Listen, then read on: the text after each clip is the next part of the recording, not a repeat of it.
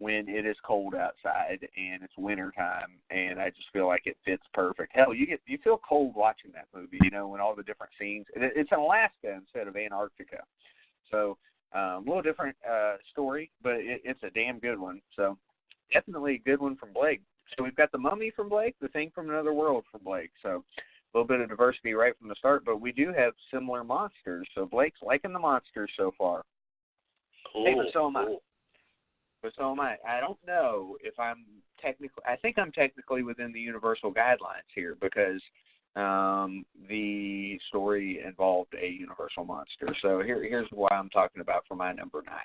Now listen, if we did a list, Shaun of the Dead would be a horror movie, correct? You know, in the year that Shaun of the Dead came out. Yeah. Right. Okay. Well, by that same token, even though it's parody and it's satire, I'm going to put Abbott and Costello Meet Frankenstein on my list at number 9. Because I actually like that better than Frankenstein. It's just more of a fun movie. You get Dracula, you get the Wolfman, and you get Frankenstein. And I watched it this past Halloween, time, and I love it. I don't give a shit. I've always loved Abbott and Costello. And you throw in some Frankenstein, Dracula, and Wolfman, it's on my list. There you go. And wasn't Glenn Strange Frankenstein in this one? It was not Tarloff. Yeah. And it's funny because Glenn Strange, damn, man, you couldn't really tell the difference, especially as like a kid when you watched the movie. You wouldn't have known. Yeah. I've seen that one. I've also seen Abbott Costello Meet the Wolfman, and that one was interesting. Yeah, it wasn't as good as this one, though. So, I mean, that's why this one made it, and I will say that Abbott Costello Meet the Wolfman did not make my list. A lot of these Wolfman offshoots weren't so great. Like, I think it was Dracula versus the Wolfman. It was pretty odd, and there was one, I think that was the one where Frankenstein fights the Wolfman, but it might be There's a lot of versus movies from that era, and they weren't that good, unfortunately. So, right. Kind of I was hard-pressed not to put I Was a Teenage Werewolf on here because it's technically a horror film, but it features Michael Landon in the lead, who is Little House on the Prairie and Highway to Heaven. Yeah. He's like, better enough. But I did not put that on here because it didn't feel horror enough to go on the list for me. Wasn't he Bonanza also? Yes, for a little while, yeah. Okay, all right. I thought so. I wasn't totally sure. All right, very so good. I'm very impressed, sir. You're not drunk enough yet, and if you can remember all that shit. It's funny because this stuff's like 13% alcohol, and somehow I managed to keep my faculties about me. But granted, I haven't drank the whole bottle yet. I'm almost there. So give me a little time. We'll see what happens. Debauchery. So. Yeah, I don't know, man. The wine usually doesn't make me act too crazy. That's why I've been sticking with it lately. I don't need to do anything too insane. So, or at least for a while. So, all right, man. What did I say? It's all about Universal as we start out here. We're back to Vic's, and now we're at number 8. And number 8 for Vic, Frankenstein. So he's gone from Bride of Frankenstein to The Wolfman to Frankenstein. So 3 Universal monster movies for Vic. So number 8, Frankenstein, not a bad choice. I told you my qualms with it earlier. He's actually got it above Bride of Frankenstein. I would tend to disagree, but for him, for somebody who's not big into the Universal monsters, I guess it's interchangeable. Very good, Vic. I like that. It's a good choice, man. Good choice. That tells me something. That means you're next and you're about to say Frankenstein, aren't you? Hell no, I'm not. All right, let's see what you got. All right. Well, this one was hard because, like I said, I tried to only do a couple per decade, but this decade has a lot that I like, so I really went against my better judgment by picking a couple of these. Number 8 for me is Rosemary's Baby, 1968. Nice. And that one's iconic, too. Wasn't that by Roman Polanski? Yeah. I was going to say, because a lot of people were trying to pin the Manson murders, the Sharon Tate murders on him because he did Rosemary's Baby. I'm like, just because you do a fucking movie doesn't make you a murderer. Jesus. Yeah, people are just, people are just, they just do that, man. And I mean, I'm not proud of what he's been accused of either. I haven't seen anything else by him except Rosemary's Baby because, like, when I found out about the director from Jeepers Creepers, I kind of tried not to get involved with filmmakers and try to, because something has a personal, connection to me that's just so appalling and awful like that, Yeah. Yep, I understand. Although I will tell you, I'll probably still watch Jeepers Creepers 3. I can't help it. Because I've already seen the first two. If I had never seen the first two, then I would probably be against it. But I still need to see it. I have seen the first two, but I have not seen the third one. Most of my friends and associates, people that I know that have watched it, they say it's terrible. Like I had one guy say it was the biggest waste of his time that he's had on a horror film in months, and I was like, wow, that's pretty harsh. So just might not be that great, Yeah, well, I guess we'll see what happens. Yep. Oh, well. All right, man. So let's see here. I guess I'm up next at number 8. Well, I got to tell you, man, I'm not much different than Vic because my number 8 is The Wolfman. So I'm sticking right with Universal, right alongside Vic. And, I like The Wolfman. It's a good one. It's not, again, my favorite Universal movie. Hint, hint. We'll get into some more here shortly. But, yeah, it's good. I think The Wolfman story is one of the coolest of the stories, and I think it's one of the best werewolf stories there is just because the quotes in it and everything like that. I mean, I don't know what more there is to say. It's the fucking Wolfman, you know? And most werewolf movies are good. No explanation needed, Yeah, it's the fucking Wolfman. If people don't know what that is, then, get your shit together. So, Damn.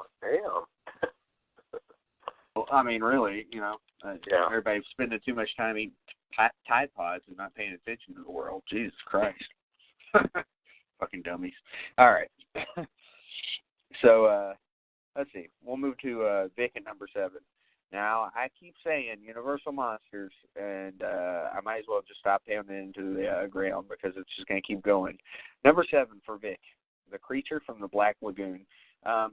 Blake, again, I don't remember this movie well enough to be able to put it in my top 10, so that's a spoiler. It's not my top 10.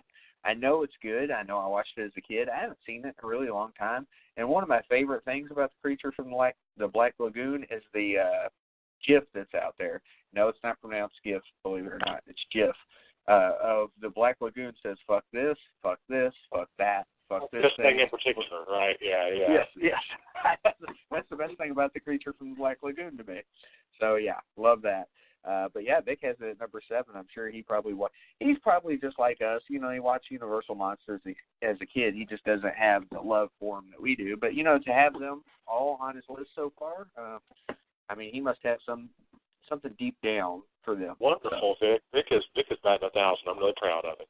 Good work. Yep, he said this was his hardest list, so I can understand. It's not easy. He's giving it his all. Good college try. I'm impressed. Yes, he is. He's doing his damnedest. So that leaves you at number 7 now. I'm amazed. This one's moving fast.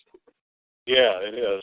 Number 7 was difficult to place on this list in the spot that it's in, simply because it is such a great film. I think you and Vic would probably agree that it belongs here. Number 7 is my other 1968 pick, and it's George Romero's Night of the Living Dead. My goodness, number 7 for you, Night of the Living Dead? Yeah.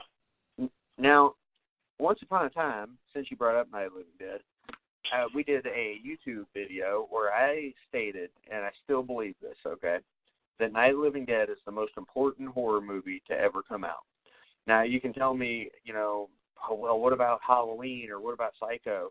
I'm just talking in general. I feel like a lot of these things would have never existed without Night of the Living Dead. My opinion, obviously you can't prove it wrong or right. It's just my thoughts on it. So the fact that it's on your list kind of helps prove my point.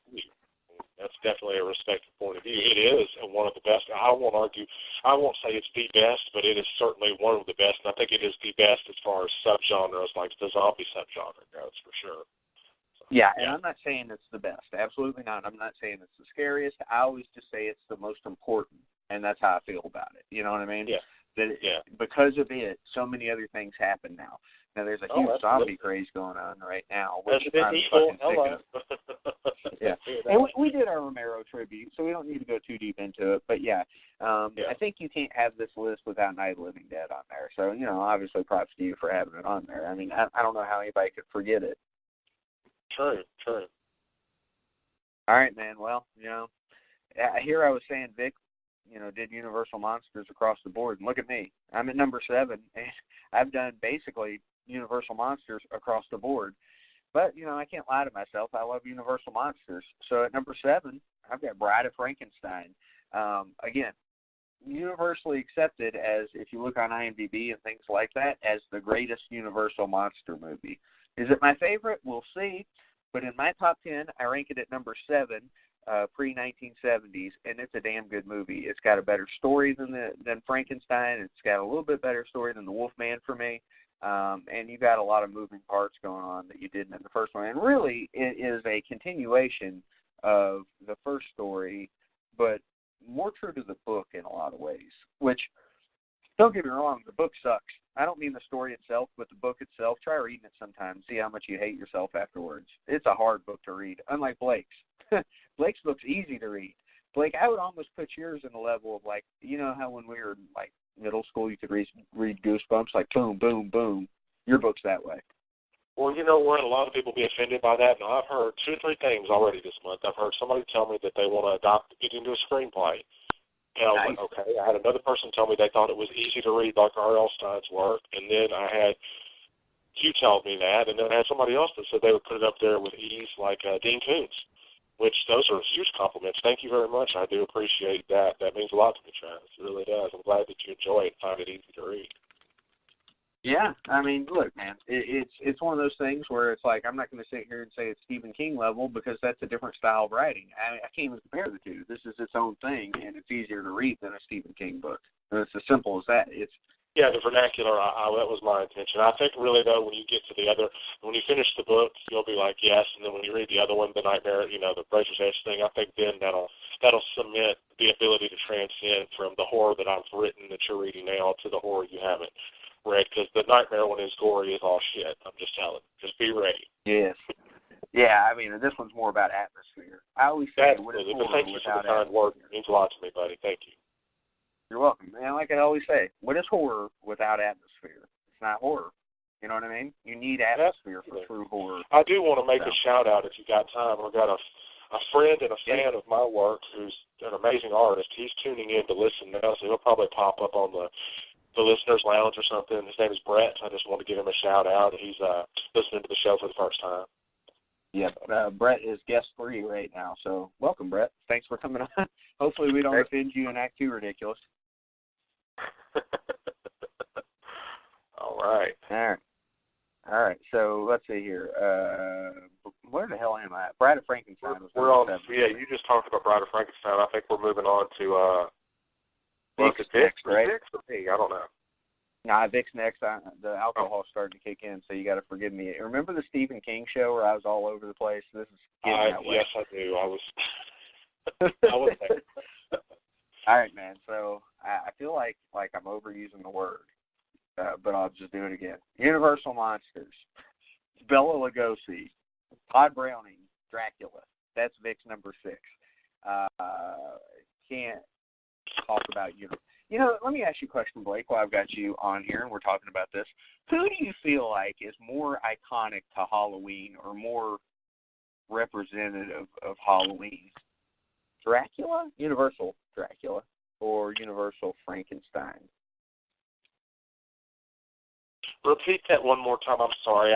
Brett said he can't tune in for some reason. He's in the waiting room, I guess. He just says he can't really hear for whatever reason.